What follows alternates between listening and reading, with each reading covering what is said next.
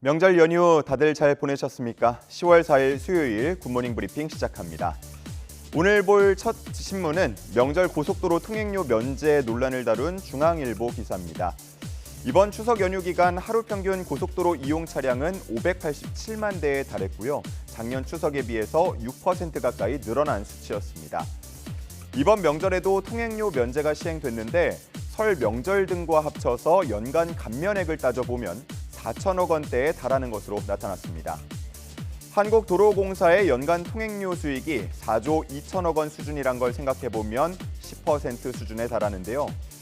그래서 명절 때만 되면 고속도로 통행료 면제와 관련한 논란이 반복되곤 합니다. 먼저 열차나 버스 등 대중교통을 이용하는 승객은 제외하고 자가용을 이용하는 사람들에게만 혜택이 간다는 점에서 형평성을 지적하는 목소리가 나옵니다. 그리고 생색은 정부가 내는데 한국도로공사, 즉 공기업의 재정만 악화한다는 지적도 있습니다.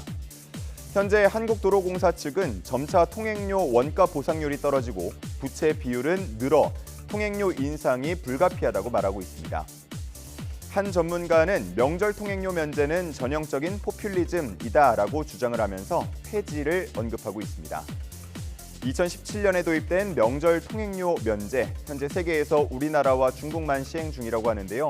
앞으로 본격적으로 더 다뤄지게 될지 아니면 이번에도 반짝 논란으로 지나갈지 주목됩니다. 자, 다음 기사입니다. 한국일보인데요. 이번 연휴 꽤나 길었죠. 그래서 넷플릭스나 디즈니 플러스, 유튜브 프리미엄 등 OTT 서비스를 보면서 시간 보낸 분들도 많으실 것 같은데요. 그런데 이런 서비스를 이용하려면 한 달에 몇만 원씩 구독료를 지불해야 합니다. 정식 경로는 아니지만 이를 보다 저렴하게 이용할 수 있는 방법이 있다고 하는데요. 바로 국적을 변경해 망명을 떠나는 겁니다. 해외에서는 가족끼리 아이디를 공유할 수 있도록 하는 가족 결합 상품 등이 있기 때문에 4-5명만 모여도 월 2,000원대의 한 OTT 서비스를 이용할 수 있다고 합니다. 이번 연휴 기간 동안 이러한 꼼수에 대한 검색량이 상위권을 차지하기도 했습니다. 물론 편법이긴 한데요. 소비자보다는 OTT 서비스 업체를 탓하는 목소리도 있습니다. 국가별로 가격 정책의 차이를 크게 둬서 우리나라 소비자들은 불편하고 불리할 수 있다고 보는 겁니다. 이와 함께 기사에서는 이러한 편법을 이용하면 계정이 정지되거나 사기를 당해도 해결이 어려울 수 있다고 함께 전하고 있었습니다. 자, 다음 기사입니다. 조선일보인데요. 3년 전에 60대 여성에서 요즘은 20대 여성으로 바뀌었다. 뭐가 바뀌었을까요? 바로 우울증에 대한 얘기입니다. 우리나라 우울증 진단 인원은 작년에 처음으로 100만 명을 넘어섰습니다. 5년 전과 비교해서는 33%나 증가한 수치인데 세부적으로 보자면 여성이 67만 4천여 명으로 남성의 2배가 넘었습니다. 연령대별로 보면 20대가 18.6%로 가장 많았고 그 다음은 30대 또 60대 순이었습니다.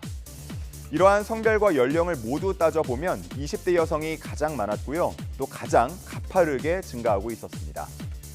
전문가들은 그 이유에 대해서 취업 스트레스나 코로나 시기에 사회적 거리두기를 하면서 SNS를 중심으로 상대적 박탈감을 느낀 것을 지목하고 있습니다. 한편 우울증 진단 증가를 긍정적인 신호로 봐야 한다는 견해도 있었는데요. 더 이상 정신과 진료를 받는 걸 기피하지 않고 제때 적절한 치료를 받으려고 한다고 보는 겁니다.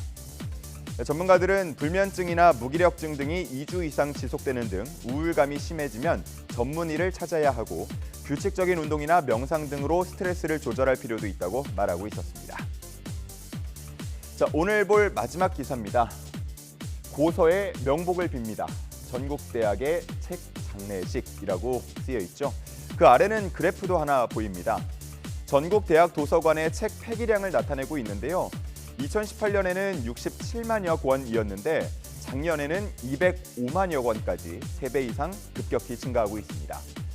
대학생들이 종이책보다는 전자책이나 오디오북 등 전자자료를 점점 더 많이 이용하고 있기 때문입니다.